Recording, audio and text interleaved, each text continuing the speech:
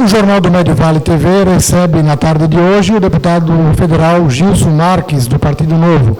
Ele veio conversar conosco sobre os assuntos de interesse nacional e também do Vale e Médio Vale do Itajaí. Boa tarde, deputado. Muito obrigado por sempre me receber tão bem e sempre um prazer enorme visitar Timbó. Semana passada já tive e passar aí as novidades e tirar algumas dúvidas para a população de Timbó. Deputado Gilson, a gente sabe que nós tivemos nos últimos 3 anos, esse ano estamos completando o 4º ano do atual mandato. Eu queria que o senhor falasse um pouco como está Brasília e um pouco sobre a sua atividade parlamentar nesse período de 3 anos em que o senhor está nos representando lá na capital federal. Bom, obrigado pela oportunidade. Essa é uma pauta bem longa, eu vou tentar resumir os 3 anos do que eu considero mais importante. Na verdade, o início do mandato foi uma baita surpresa para mim, porque eu sempre, vindo da iniciativa privada, pensei em fazer muitas pautas propositivas, ser eficiente e fazer com que as coisas iniciassem e terminassem o mais rápido possível. Não tive sucesso, Evandro. Percebi que a frase do Roberto Campos faz muito sentido quando ele dizia: quando eu vim aqui eu queria muito fazer o bem, mas o máximo que é possível no momento é evitar o mal. Então, a partir de maio de 2019, eu virei um atrapalhador. Então, hoje eu sou um cavalo de Troia dentro do Estado, porque, infelizmente, aquilo que eu pensava estava errado, porque um governo, um parlamento, um congresso eficiente é como se fosse um estuprador eficiente. Então, quanto menos eles trabalham, quanto menos eles se reúnem, melhor para nós. Porque os projetos, as leis, eles geralmente têm interesse próprio. Ou visando a eleição, ou visando a reeleição, ou manda um boleto para a população, ou então faz algum tipo de regulamentação, normatização, obriga, proíbe a liberdade para empreender, para fazer o que você quer, ela é sempre uma exceção. O que eu quero dizer é que o Estado, Evandro, ele tem a hegemonia da tua vida. Você nasce, precisa do Estado. Você morre, precisa do Estado. Você vai montar uma empresa, precisa do Estado. Quer fechar, precisa do Estado. Ou quando consegue fechar. Você casa, precisa do Estado. Você separa, precisa do Estado. Quando não quer casar, o Estado diz que você é casado, porque é união estável. Enfim, toda essa estrutura enorme tem um custo gigantesco. Você imagina que são 28 milhões de reais por dia. Então, desde o início, o que nós queremos é reduzir o poder dos políticos, os recursos dos políticos e as atribuições do governo central. Então, quem tem que mandar e regulamentar e gerir o dinheiro é Timbó. A gente sabe que o Pacto Federativo, Santa Catarina arrecada 70 bilhões de reais e voltam 12. E desses 12, nem sempre são bem aplicados. Então, o Estado em si é uma máquina de transferência de renda da classe mais pobre para a classe mais rica. 54% de todos os tributos arrecadados são advindos de quem ganha menos de 3 salários mínimos.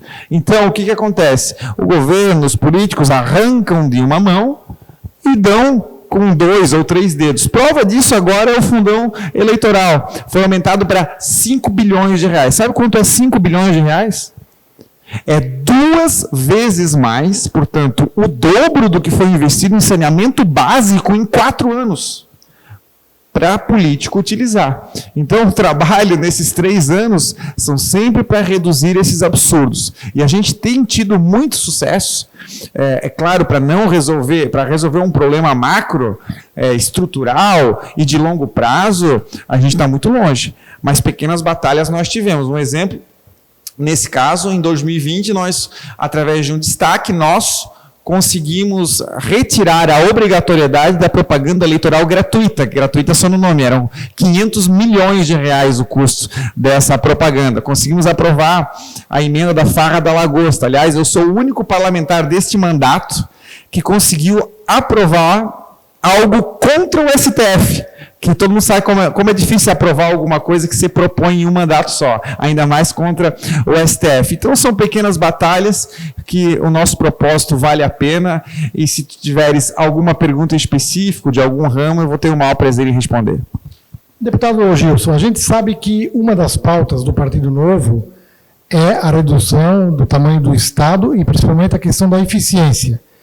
E uma da questão que eu sei que o partido defende é a questão da reforma administrativa e também a questão da reforma tributária. São pautas que estão no Congresso, mas estão emperradas, né? Eu queria saber do senhor por que essas pautas estão emperradas, esses projetos, e se há uma perspectiva de aprovação em algum momento.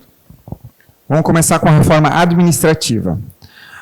Nós temos um problema muito grande, que é o corporativismo e o quanto isso influencia em uma eleição. Então, hoje, 12% de toda a população brasileira é funcionário público.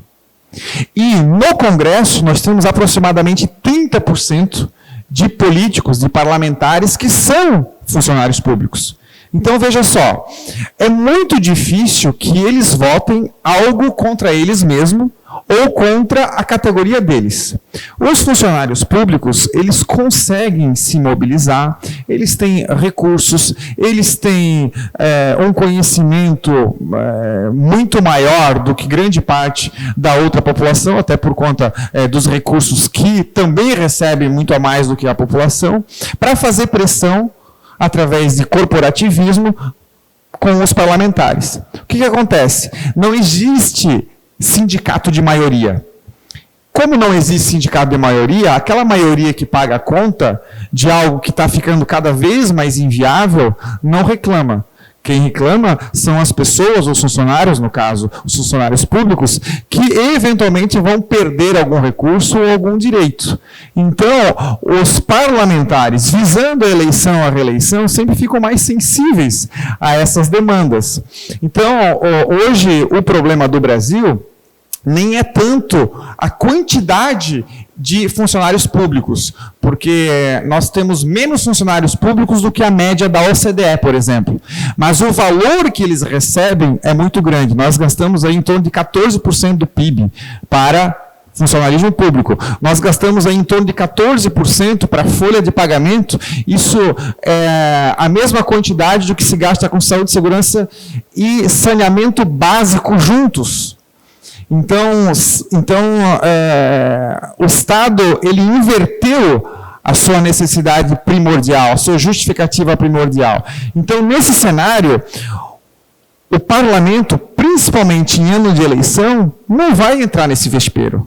Não vai querer perder a oportunidade de se reeleger.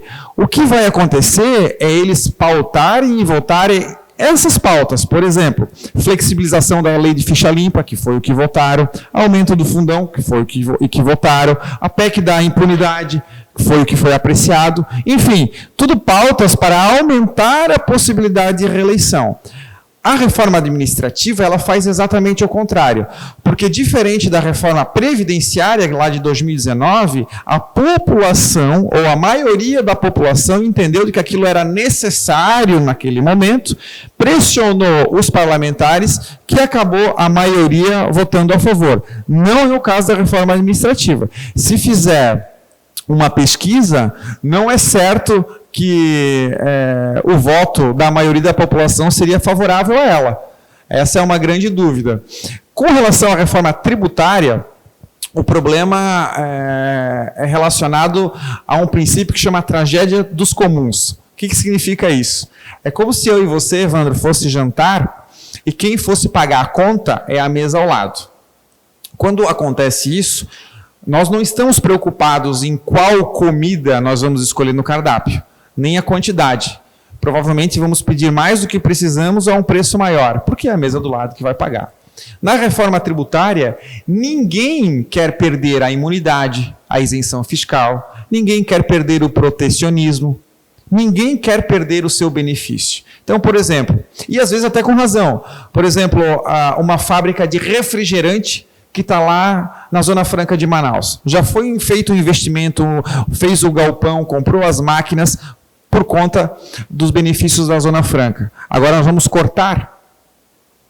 É muito difícil dar a bengala e depois chutar a bengala.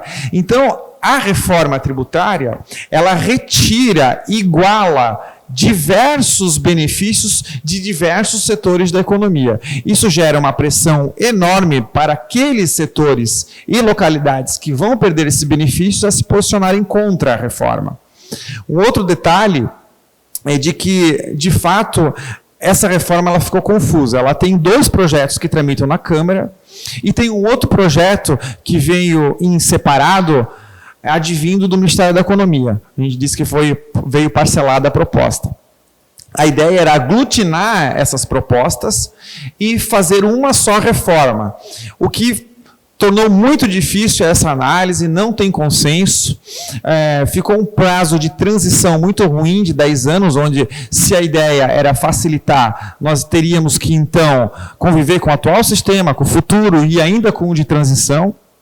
Então, dificulta, era para criar um conselho, ou seja, mais um ente público, com mais pessoas com poder para redistribuir recursos, enfim. Essa reforma de tão complicada, essas 3, ficou como aquela pasta chata e grande, quase que esquecida.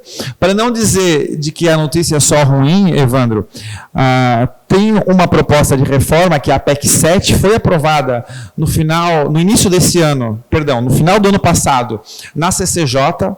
Ela é uma reforma muito mais simples, que ela retira o exemplo que os Estados Unidos têm de uma verdadeira federação, onde os estados eles podem definir quais são os tributos e quais serão as alíquotas, fazendo com que entre os estados tenha uma competição positiva. Então, agora, depois dessa aprovação, vai ser montado uma comissão especial para ser discutido de forma mais específica esse texto, e aí, quem sabe, a gente consegue levar para plenário. Então, hoje, a reforma tributária, essa é a melhor expectativa de sucesso que a gente tem, é a PEC 7. Deputado Gilson, a gente sabe que o país vive uma certa polarização e alguns discursos mais radicalizados de direita, esquerda, o centro, enfim. Como é que o senhor, nesse ambiente que o Partido Novo ele se configura mais como parece de centro, ele está se posicionando? Porque a gente já ouviu críticas de lado, tanto do governo Bolsonaro, como também da oposição mais radical aí da esquerda, a posição do Partido Novo. Eu gostaria que o senhor colocasse como é que está a postura do Partido Novo em relação à situação nacional hoje. Primeiro, a gente tem que diferenciar a posição política, porque tem muita gente que se sente de direita e não é de direita. Tem gente que se sente conservador ou acha que é conservador e não é. Eu costumo dizer que algumas pessoas perguntam, porque eu sou conservador, eu pergunto, mas por quê? Porque eu sou religioso, defendo a família e sou patriota. Assim, isso não é pauta exclusiva de conservador e nem de direita. Quer dizer que se eu for ateu, por exemplo, eu não posso ser de direita. O Obama, ele defende a família, é patriota e religioso. E é um líder de esquerda. O Macron é a mesma coisa. O militarismo é intimamente ligado com a esquerda. Todos os países totalitários com ditadura tiveram a força dos militares para impor o seu governo. Coreia do Norte, China, Cuba, agora Venezuela. Então existe uma confusão de pautas. Dito isso, a nossa posição é muito clara. Nós precisamos, primeiro, focar no legislativo. Quem manda no país é o legislativo. Se o presidente da República mandasse alguma coisa, nós teríamos o voto impresso, por exemplo, aprovado. E aqui eu não vou discutir se quem é a favor ou contra, se é certo ou errado. O fato era a pauta mais importante para o presidente da República. E não foi aprovado. Então, e quando o legislativo não é o que manda é o STF. E quem tem o poder de, por exemplo, aceitar ou não, ou fazer impeachment ou não, de ministros do STF, é o Senado. Então, prestar mais atenção no legislativo. Isso é a primeira coisa. Por exemplo, quem você votou para senador em 2014? Dificilmente alguém vai lembrar em quem votou para senador em 2014. Só que essa pessoa ainda está no mandato, porque o mandato é 8 anos. Segundo, nós se posicionamos como independentes. É muito difícil as pessoas entenderem, por incrível que pareça, E é fácil explicar. Independente de onde vem a proposta e quem faz a proposta, se ela avança, se ela é boa, nós vamos lutar para que ela seja aprovada ou não. Diversas pautas do governo, nós lutamos, aliás, fomos a bancada que mais lutou a favor. Aliás, se você pegar aí o nosso percentual de votos com a orientação do governo, em 2019, por exemplo, fomos de longe o partido que mais votou, foi mais de 95%. E depois foi caindo um pouquinho. Mas não vamos deixar de votar a favor de uma matéria boa de esquerda. Quando a matéria é ruim do governo, nós vamos lutar contra também. Por exemplo, o governo mandou uma proposta para recriar o Ministério do Trabalho. Ruim. Como se o Ministério do Trabalho criasse emprego, como se o Estado criasse emprego, e não cabide de emprego. Nós lutamos contra, não importa que veio do governo. Então, nossa posição ela é muito clara, é de independência. Quando se fala, o que você acha da pessoa X, do candidato X, o que você acha do Lula, ou do Bolsonaro, ou do Ciro, não importa. Eu sempre pergunto, de qual proposta você está falando? De qual ideia você está falando? De qual objetivo de país, de qual alinhamento. O que nós precisamos de um candidato é que ele tenha capacidade, boa índole, alinhamento, honestidade. E isso a gente precisa recuperar. Recuperar muito. Eu fico triste que lá em 2013, 2014, Evandro, tu vai lembrar, talvez os ouvintes também, a pauta de anticorrupção era muito forte. Hoje acabou. Ninguém faz manifestação pedindo para acabar com o foro privilegiado, a prisão de segunda instância, a favor da Lava Jato. Não existe mais isso. Nós temos um presidente da Câmara hoje duplamente condenado em segunda instância. Você acha que ele vai pautar esse tipo de projeto? Então, nós precisamos recuperar pautas boas e isso não tem nada a ver com direita ou esquerda. Equilibrar contas, responsabilidade fiscal. Parar de emitir moeda. Então, essas são pautas que o Novo defende, independente de qual ou de onde venha. Se está certo, está certo. Se está errado, está errado. E se tiver alguma pauta em específico, eu nunca me nego em me posicionar e justificar por quais os motivos que a gente votou sim ou não, ou vai ajudar ou não. Deputado Gilson, normalmente os deputados federais, e também acontece no Estado, apresentam emendas impositivas ou até emendas de bancada. Como tem sido a sua postura nesse aspecto? Eu sei que o senhor também tem direito a essas emendas. O senhor poderia especificar se fez uso dessas emendas e quais as emendas que apresentou nesse período? Bom, vamos lá. Os deputados federais, eles têm o mesmo valor, cada um deles, de emendas individuais. Atualmente, em torno de 17 milhões de reais ao ano. Todas elas precisam obrigatoriamente ser pagas e são indicadas praticamente ao bel prazer pelo deputado. Tem as emendas de bancada. Cada bancada, por exemplo, Santa Catarina, recebe 240 milhões de reais. Eu entendo de que esse valor deveria ser destinado para uma obra estruturante, por exemplo, um hospital regional, uma ponte, a duplicação da BR. Como, infelizmente, para surpresa de ninguém, não tem consenso da bancada, esse valor acaba sendo dividido entre o número de parlamentares e fica muito parecido com uma extensão das emendas individuais. Então, aí somam-se mais os 14 milhões de reais de emendas. Para essas emendas, nós fizemos um edital, ele chama Sem Barganha, porque eu entendo de que as emendas não deveriam existir, os recursos das pessoas deveriam ficar em Timbó e não ser arrancado pelos políticos, levado para Brasília. Os brasileiros ficam 70% para manutenção, esses 30% de escolher para quem vai mandar e quem vai receber.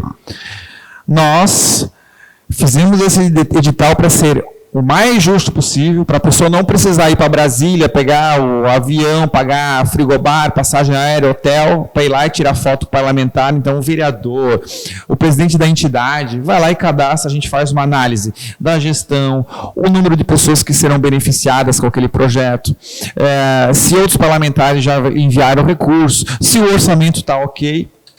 e fizemos a destinação. Por exemplo, Timbó é uma das cidades que proporcionalmente, com o número de habitantes, mais recebem. A entidade que mais recebe aqui é o Hotel Oase.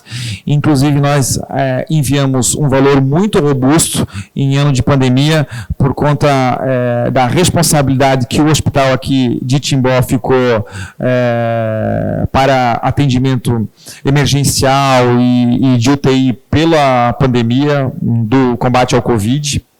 Esse ano vou enviar um valor um pouco maior também, porque eles estão querendo fazer uma infraestrutura adicional ao lado. Então, semana passada eu fui lá, até fiz uma verificação, a gente vai encaminhar um valor maior, se eu não me engano, em torno de 700, 800 mil reais. E existem também as emendas de bancada, as emendas de relator, as emendas de orçamento secreto e as emendas de comissão. O que seria o orçamento secreto, deputado? É que assim, infelizmente, esse mandato houve um acréscimo enorme de emendas. Para ter ideia, já foi empenhado em 2021 51 bilhões de reais de emendas. Em 2018 não passou de 6 bilhões. Então cresceu muito. Qual é o problema? O problema é que esses valores, eles são, a maioria deles, ou uma parte deles, são dados ao parlamentar em troca de votos. E passa a ser um valor muito robusto. Então veja só, 95% de todo o orçamento federal já é carimbado, não precisa de gestão, já se sabe para onde vai, é de pagamento obrigatório. Dos 5% que sobra, 1/5 foi para parlamentar pagar emenda. Então, a gestão do gestor, que no caso é o executivo, o presidente da República, dos ministérios, ela é muito, muito baixa. Essas do orçamento secreto, apesar de elas constarem qual o valor, qual a entidade, não é possível saber qual é o parlamentar que indicou. Então, elas foram assim apelidadas porque a transparência ela ficou comprometida. E também, e principalmente, não há transparência dos motivos pelos quais ela foi encaminhada e dos motivos pelos quais aquele parlamentar recebeu. Então, todas essas que não são as de bancada e que não são as individuais, eu não recebo nem um centavo, porque eu acho que isso compromete a atividade parlamentar, além de ser muito e muito errado o parlamentar fazer gestão, fazer alocação de recursos. Porque, veja bem, você acha que eu tenho capacidade de saber o que os 295 municípios do estado de Santa Catarina precisam, cada hospital, cada entidade? É humanamente impossível. Quem tem que fazer isso é o gestor local. Só fazendo um parênteses interessante, em 2019 eu tinha o direito, entre aspas, de encaminhar 3 viaturas. E para o dia seguinte já. Só que, como é que eu vou saber onde precisa as viaturas? Aí eu liguei para a Secretaria do Estado e falei assim, onde é que vocês estão precisando de viatura? A gente não sabe. Pois é, mas eu preciso enviar a viatura, eu não sei para onde vai. Assim, envia para quem você quiser, a secretaria falou. Não, mas eu quero saber aonde mais precisa e depois eu vou encaminhar. Tá bom, eles passaram a lista e tal. Encaminhei as viaturas. Passou uns 15 dias, me ligou o prefeito de uma cidadezinha lá do oeste. Deputado, queria te agradecer, você mandou a viatura para cá, mas por que você enviou a viatura? Por que você mandou a viatura para cá? O que você quer? O que você precisa? Eu disse, não, eu não quero nada, eu mandei porque precisava. Mas como assim mandou? O que você quer? O que você precisa? O que você está querendo que eu faça? Cara, eu não quero nada. Quantas viaturas tem aí na sua cidade? Não, tem uma. Pois é, e quantas tinham antes? Não tinha nenhuma, agora tem uma. Então é por isso que tu recebeu.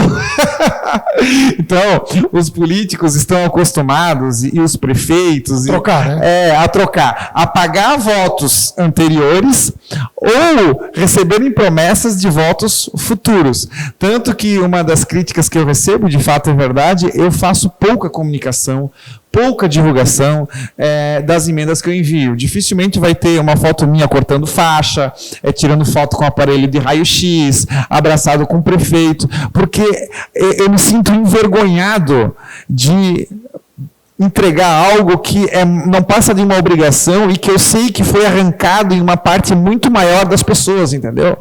Então, é isso que acontece. Deputado Gilson, a gente sabe da filosofia do Partido Novo e também a sua, particularmente, a sua postura nas votações em Brasília. O senhor acredita que esse tipo de política ela é viável ainda? Porque todo deputado precisa de votos, né? E a gente sabe que aquela política do toma lá da cá, do fazer a festa, acaba atraindo votos. Como é que o senhor acha que o partido vai conseguir continuar nessa filosofia, se tem apego a isso ainda, como o senhor falou, houve uma mudança das pautas, enfim? Eu acredito que sim, tanto é que o nosso histórico demonstra isso. Nós viemos lá em 2016 com 4 vereadores no Brasil. Aí, em 2018, nós fizemos 8 deputados federais sem tempo de televisão, sem nenhum centavo de dinheiro público. Foi o maior sucesso da história numa primeira tentativa de qualquer partido político numa primeira eleição federal. Além disso, fizemos um governador, o Romeu Zema. Em 2020, Santa Catarina fez a prefeitura da maior cidade do estado.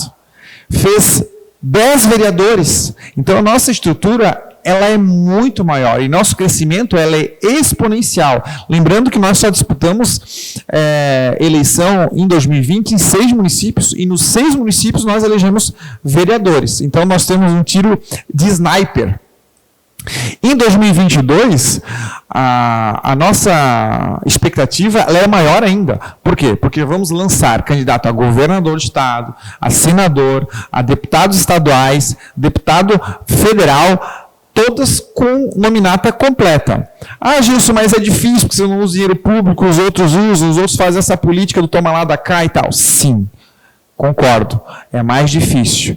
Mas, tem uma frase que eu gosto, que é de Martin Luther King, ele diz que não existe nada mais desastroso do que você saber o que é o certo e ainda assim não fazer. Se eu considero errado arrancar o dinheiro das famílias, taxar o trabalho do outro e usar isso para santinho, para banderola, para me manter no poder, como é que eu posso fazer isso? Por que eu vou fazer isso? E, aliás, fica aí o recado, para quem acha isso errado, não pode ser incoerente, hipócrita e votar em quem faz exatamente o contrário, porque é isso, perguntar aí, 95% das pessoas vão dizer que não concordam, mas vai lá e vota nas pessoas que exatamente fazem isso. Então, nós confiamos muito em fazer o certo. Mais importante do que dar certo é fazer o certo. E no longo prazo você é recompensado. Você consegue enganar muita gente por pouco tempo. Mas você não consegue enganar por muito tempo. Nós temos essa proposta de que nós queremos consertar, nós queremos corrigir, mas sem fazer atalhos. Se você precisar fazer um atalho, você corre o risco de se contaminar e você perde a oportunidade de ser hostil a outros políticos. E isso é um ponto positivo dessa minha postura, porque o fato de eu ter renunciado, por exemplo, a todos os benefícios, privilégios, motorista, auxílio, moradia, apartamento, ao fundo eleitoral, aposentadoria, auxílio médico, nenhum político vem me oferecer o que é ilegal ou imoral, porque se eu não aceito nem o que eu poderia aceitar, por que eu aceitaria algo que é imoral? Então, isso me blinda de muito. Sem contar que um dos problemas da política, Evandro, que eu também descobri com o tempo, as pessoas se apaixonam pelo poder, pelo engravatamento, pelo tapete vermelho, pelos benefícios, pelos privilégios, e eles passam a fazer qualquer coisa para se manter lá. Qualquer coisa. E aí a gente atravessa uma linha muito perigosa. Então, a partir do momento que eu renuncio a todo esse encastelamento, eu nunca cheguei ao ponto de estar tentado a receber, a conviver com todos esses benefícios, estilo príncipe, que, aliás, o Congresso brasileiro vive com um custo muito maior do que a coroa inglesa, para o futuro. Se ganhar ou não ganhar, eu vou continuar sendo eu mesmo e pronto, acabou. É uma questão até de muitas pessoas não têm consciência disso, mas é uma questão até de república, né? onde o político deveria servir e não ser servido, né? As pessoas não têm a noção de valores, por isso que eu até gosto de transformar, né? Para você ter ideia, eu sozinho, só com esses benefícios que eu renunciei, só com isso já ultrapassei 4 milhões de reais. 4 milhões de reais. E ano passado, através de emendas, eu destinei uma ambulância para o Corpo de Bombeiro Militar de Timbó. E aí, eu falando com o comandante, eu transformei na minha cabeça, mentalmente, esses 4 milhões que eu sozinho consegui economizar em ambulâncias. Porque eu perguntei para ele, 274, 280 mil reais, quantos anos essa ambulância vai trabalhar? 5 anos. Quantos atendimentos por semana? Desses atendimentos, quantos que nós salvamos a vida? Percebe que dá para fazer muita coisa boa se esforçando? Não espoliando o direito das pessoas, não abusando. Porque pensa comigo, eu já paguei sempre o meu aluguel antes de eu ser deputado. Por que agora que eu sou deputado eu não preciso pagar? E assim, esse mesmo exemplo serve para muitas outras coisas. Vai chegar um tempo, vai chegar um período que as pessoas, se elas não se alertarem disso, não vai mais sobrar dinheiro para nada. Agora, só no passado, o governo emitiu tanta moeda que aumentou em 40% a expansão monetária. E nós temos 40% mais dinheiro emitido do que no ano anterior. Sendo que, em tempos de pandemia, até por conta das restrições, tivemos menos produção de produtos e serviços, ou seja, menos produtos e serviços com mais dinheiro. O que acontece? Produtos sobem. Inflação não é aumento de preço. Inflação é aumento da base monetária praticada pelos governos, pelos políticos. Aliás, o real, desde 94, perdeu 85% do valor. O aumento dos preços é uma consequência da expansão monetária. É uma consequência. Então, a gente precisa ter muito bem essa noção e exigir dos políticos que eles parem de arrancar o nosso dinheiro. Porque quanto mais dinheiro para eles, menos fica para nós. Muito menos. E cada real que sai do hospedeiro e vai para o parasita, é R$1 a menos que entra no giro da economia, da cadeia produtiva. É isso que a gente precisa se atentar. E o governo, os políticos estão sugando cada vez mais e gradativamente, a população não está percebendo, vai chegar o momento, e espero que não chegue, que o hospedeiro morre. Essa é a nossa preocupação. Sem contar, deputado, que o aumento dos juros, que agora vem para tentar frear essa inflação, vai drenar o dinheiro para os rentistas e o pobre não tem dinheiro guardado, vai acabar perdendo. Sim, na verdade eu costumo dizer que é um acúmulo de erros, né? Porque você sobe o juro, você também dificulta o empreendedorismo.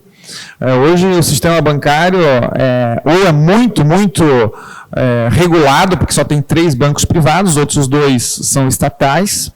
Então, existe um monopólio dessa atividade. Por exemplo, eu não posso emprestar para você com um juro de 1,5, porque eu sou agiota e posso ser preso, é crime, mas o banco pode cobrar 12% ao mês. Percebe? Então, o governo ele criou um oligopólio do empréstimo. E aí aquele cara que quer botar uma garapeira, uma barraquinha de cachorro-quente, ele não consegue mais. Sem contar os empréstimos que foram feitos antes desse aumento da Selic, que agora ficou inviável o pagamento, porque as parcelas subiram 20%, 30%, desde que teve a decolagem da Selic.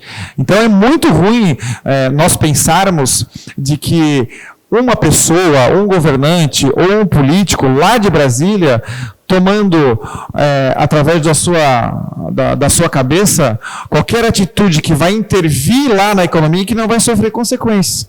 O mais adequado é que não se metesse e que deixasse as pessoas resolverem o problema.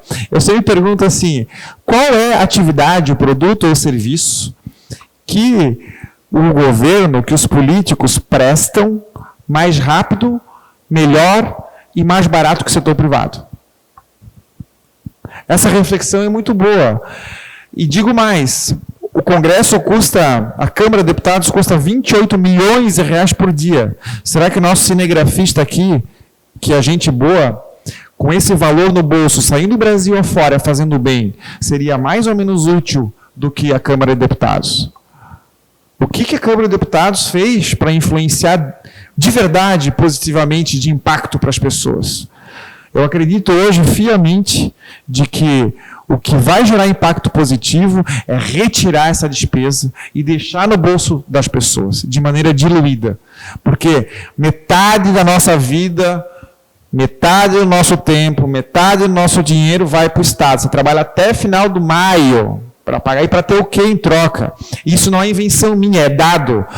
Entre os 30 países que mais cobram tributos, o Brasil está na posição 14. Mas ele está em último em custo-benefício. Ou seja, a gente paga muito para não ter quase nada de retorno. Então, eu não quero mais conviver e ficar nesse sistema que, na verdade, é um sanguessuga de dinheiro alheio. É isso. Deputado Gilson, eu queria que o senhor falasse sobre as eleições de 2022. O senhor já falou alguma coisa com relação ao partido, em nível estadual, mas eu queria saber do seu projeto pessoal e também em relação à questão nacional. Bom, eu tenho um complicador que eu não tinha em 2018, Evandro. Eu meio que tirei quase que um ano, me afastei da minha atividade. Eu era um desconhecido e saí em Santa Catarina fora, no peito na raça, fazendo campanha. Esse ano eu não vou ter essa condição, porque eu não tenho coragem de largar o mandato, assim como muitos fazem durante 4 anos, para viajar a Santa Catarina e fazer campanha. Então vai ser muito das pessoas que me conhecem, sabem do meu trabalho, com boca a boca, e eu utilizar das janelas de final de semana para fazer isso. Eu vou à reeleição, então tenho uma expectativa muito boa. Da região, eu sou o que tem a melhor e a maior expectativa de sucesso nesse período eleitoral, até porque eu sou o único eleito hoje, desde Rio do Sul até Itapema. O meu cargo hoje ele é extremamente importante para a região. Só falando em recursos, nós estamos falando aí de sei lá, 20 milhões de reais por ano que vem para toda essa região por conta desse mandato. Então, imagina se algum outro parlamentar de outra região que geralmente concentra os recursos naquela região acaba assumindo. Sem contar todo o trabalho que é desenvolvido. E pode entrar alguém com uma ideologia totalmente diferente ou que reme para trás. Por exemplo, em 2018, se eu não existisse, quem estaria no meu lugar é a Ana Paula Lima, do PT. Aliás, ela não entrou só por um voto. Então, eu devo ir à reeleição e a minha expectativa é muito boa, porém, vou ter um pouco menos tempo de visitar vocês. No cenário nacional, Evandro, é muito cedo. É muito cedo, nós estamos em fevereiro. Vamos relembrar um pouquinho. Nós já tivemos o avião que caiu do Eduardo Campos, que alterou o cenário político. Nós tivemos facada do Bolsonaro, que alterou o cenário político. Em fevereiro do ano de 2018, a Marina estava em primeiro nas pesquisas e ficou em 8º. Nós tivemos em 2020 a soltura do Lula, enquanto ele era preso, o cenário político era diferente. Então são tantas coisas que aconteceram e que nós estamos em época de pandemia, os dois têm mais de 70 anos, pode ter algum problema de saúde, pode um dos dois ser considerado inelegível, enfim, pode surgir algum outro candidato, nem estão aí. Então, o Zema, por exemplo, em Minas, em abril do ano da eleição, ele tinha 4% da pesquisa e foi eleito. Então, hoje nós temos um candidato, um pré-candidato à presidência da República, que é o Luiz Felipe Dávila, um cara sensacional, um escritor, cientista político, ele é presidente do Instituto Político Brasileiro, então um cara fantástico. A gente tem muita confiança de que ele é o melhor nome para exercer o mandato, é o melhor gestor, o melhor preparado, e nós vamos trabalhar para que ele vá para o segundo turno. E mais uma coisa, qualquer coisa que aconteça altera o cenário. Qualquer coisa. E o próprio Moro, ele diz que é candidato e vai pelo Podemos, e toda hora aparece aí nas notícias que ele vai para a União Brasil, ou que talvez ele vai para o Senado. A candidatura do Dória também está muito nebulosa. Enfim, é muito cedo para dizer um cenário agora, ou prever qualquer coisa. Eu diria, se fosse dar uma dica, trabalhar o máximo possível para tentar eleger o melhor agora e trabalhar para que isso aconteça no futuro. Sempre lembrando que o foco é muito mais o legislativo do que o executivo. Deputado Gilson, o Brasil, na sua opinião, tem solução? Vale a pena continuar lutando? Vale a pena. A solução não é rápida, nós não vamos ver isso. Mas se não lutarmos, não vai acontecer. Eu costumo dizer que essas pequenas batalhas são muita coisa, até se você transforma em dinheiro, em soluções para aquela localidade, faz uma diferença gigantesca. Essa semana, por exemplo, fui entregar uma ambulância na PAI. E as pessoas falam que quem tira um carro zero é uma sensação fantástica, e deve ser mesmo, porque o carro zero custa muito mais caro, mas agora, um carro zero por uma PAI com um plásticozinho no assento não tem preço. Então o que eu quero dizer é de que se você se contentar com as batalhas e com o que você conseguir vencer no dia a dia, é muita diferença. E não é tão pequeno assim. Um dos projetos que eu consegui barrar, fiz um voto em separado, retirei da pauta e até hoje não foi votado, e até por conta dele que eu recebo muita ameaça, eu consegui barrar a recontratação de 18 mil funcionários, que há 12 anos atrás, mais ou menos, não receberam todo o combinado de um pedido de demissão voluntária. Faltou aí uns 20%. Então, ao invés de eles entrarem no judiciário, ao invés que o governo não paga, isso não é novidade, né? Ao invés de como é que eu posso dizer, encontrarem outras soluções para cobrar essa dívida, alguém fez um projeto para recontratar essa turma. Então, tu imagina o quanto nós teríamos que pagar a mais para recontratar e pagar mensalmente eles na ativa e depois continuando a pagar quando aposentados. Imagina agora alguém chegando aqui, Evandro, que não trabalha há 12 anos. A partir de hoje nós voltamos a trabalhar aqui, onde é que é a minha mesa? Sendo que há 12 anos atrás os computadores eram diferentes e tal. Então o que eu quero dizer é que a luta, ela precisa vir de mais gente. Nós precisamos de mais indignados. Porque eu consigo, lá na floresta amazônica, pegando fogo, só com um extintor de incêndio, salvar, 10, 12 árvores. Agora alguém pode dizer o seguinte: não, mas é muito pouco. É porque a árvore não é você. Então, esse é o espírito. Quem sabe você me ajude a manter lá, me ajude com outro extintor de incêndio, ou a convencer mais alguém, ou tentar convencer de que uma outra pessoa que riscou o fósforo e jogou o fogo lá na floresta não possa mais ter o fósforo. Enfim, uma mobilização, porque no final das contas, todo mundo sabe que está errado, todo mundo sabe que tem que melhorar, mas espera que alguém de Marte apareça. E esse cara não existe. Esse cara é você. E se você não botar a mão na massa, nada vai melhorar. Aí não são 50 anos que é a minha previsão, serão 70, serão 80. Ou quem sabe caminhamos aí gradativamente para um precipício, coisa que eu estou tentando a todo momento evitar, e vocês podem vir comigo para me ajudar. Para concluir, deputado, eu queria deixar a palavra livre para o senhor dirigir uma mensagem para a comunidade, até porque o senhor foi o deputado mais votado em Timbó na última eleição. Então, pessoal, só para me seguir nas redes sociais, Gilson Marques, me acha fácil, eu tenho site na internet, no Instagram tem conteúdo muito legal que eu me esforço nos stories, e deixar aberto meu contato para qualquer tipo de comunicação, crítica, sugestão, e se puderem me convidar aí mais vezes, eu ficaria muito, muito feliz, não se aveste. Eu sempre digo que o que me deixa mais feliz é ser convidado, e se puderem e se quiserem me visitar lá em Brasília, eu também fico feliz. Sempre quando eu posso, eu estou por aqui. E não desanimem.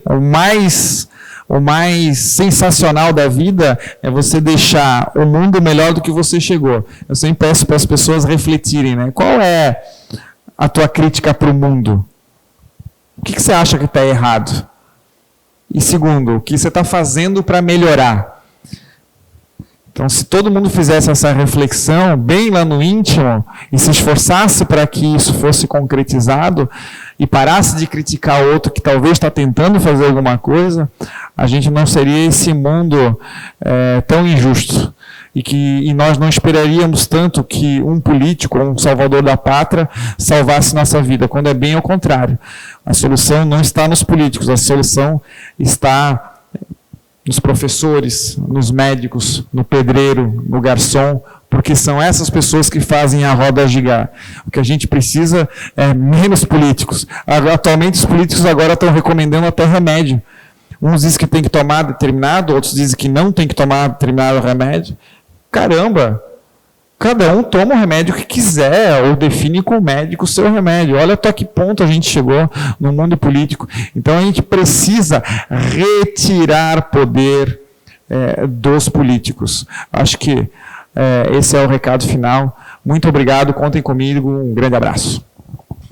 Este foi o deputado federal Gilson Marques, aqui da cidade de Pomerode, que representa Santa Catarina em Brasília. Você pode acompanhar a entrevista através das nossas redes sociais e também na edição impressa do Jornal do Médio Vale da próxima sexta-feira.